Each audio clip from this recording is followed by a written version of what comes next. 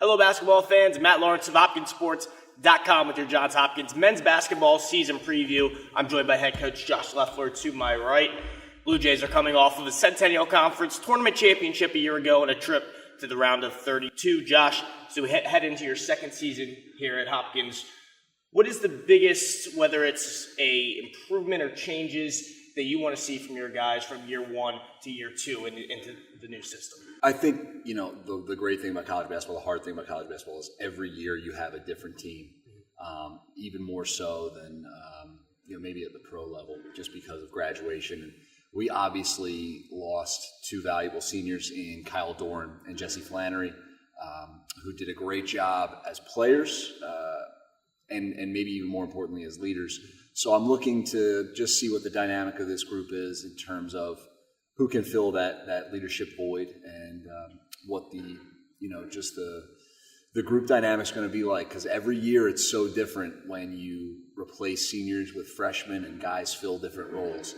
And I think that's really exciting, but it's also a challenge. So I'm excited to see what it looks like this year, and it's looked pretty good so far, but you don't really know until you lace them up and play against somebody for real. As you look at that dynamic, we bring in quite a few freshmen on this team, but you still have some of that senior leadership in Daniel Vila and Michael Gardner as well. How have you seen so far the impact of these big-time freshmen you have coming in that you guys are expecting a lot of, how they mesh with some of the upperclassmen? I think they've done a good job. I think it's just really hard.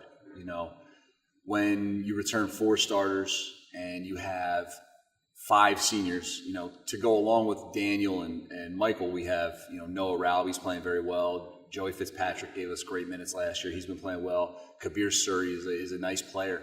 There's a lot of guys in front of you when you're a freshman who just have a little more knowledge of how college basketball works, of how we do things at Johns Hopkins, and what's expected of them on a daily basis.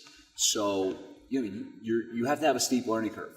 If you want to really contribute as a freshman on a good basketball team, and I hope we are a good basketball team, you have to really pick things up fast, and you have to build great habits. And I think they've been doing that. It's just a matter of, how well will they mesh with the group on the floor, how well they play within a system, and how well they can learn that system. And that's certainly a challenge. It's a challenge at any program in the country, and it's a challenge anytime you're coming into a program that has returning guys who helped win. As we look at the schedule, you guys are going on the road quite a few times in the non-conference schedule. You're also going to Vegas over winter break. Talk a little bit about that non-conference schedule, how you've set up your schedule to maybe prepare your guys come the end of February and March in postseason play.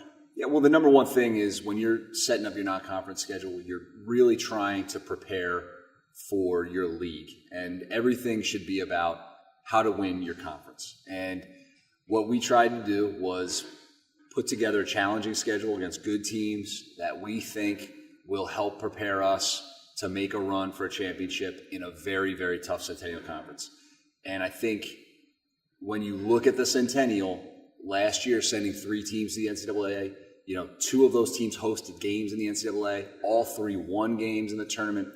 You really have to try to prepare to beat very, very good programs. And that's what we're doing. Who knows? We might have bit off more than we can chew. I'm not really sure. But I think the other part of this is that,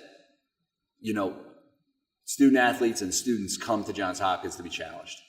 And they're going to be challenged in the classroom. And I think that we really want to allow them to face great challenges and to play great programs in the non-conference schedule.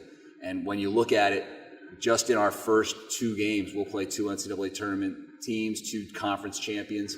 We'll play 3 teams ranked in the top 15 before January 1st.